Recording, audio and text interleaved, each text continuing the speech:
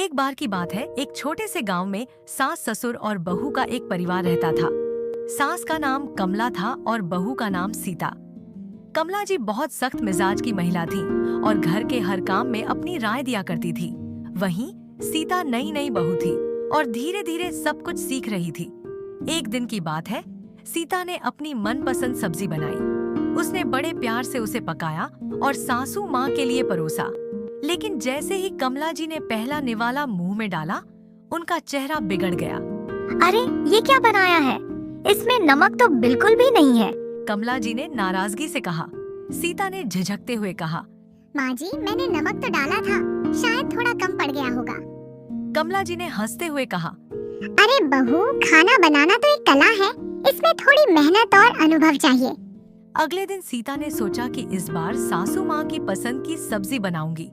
उसने उनके पसंदीदा आलू गोभी बनाई और इस बार नमक बिल्कुल सही मात्रा में डाला। खाना तैयार था और सबने मिलकर खाना खाया।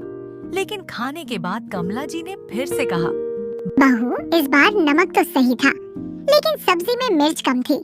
सीता के चेहरे पर हल्की मुस्कान आई। उसने सोचा कि चाहे वो कितना भी अच्छा खाना बनाए, सासू माँ को कुछ न कुछ शिकायत तो जरूर होगी। लेकिन धीरे धीरे सीता और कमला जी के बीच इस नोकझोंक से एक अजीब सी समझदारी विकसित होने लगी। जब भी सीता खाना बनाती तो वो जानबूझकर कभी नमक कम डालती, कभी मिर्च, ताकि कमला जी को कुछ कहने का मौका मिल जाए। और कमला जी भी अब जान चुकी थीं कि बहू जानबूझकर ऐसा करती है ताकि दोनों के बीच की ये प्यारी नोकझोंक बनी रहे।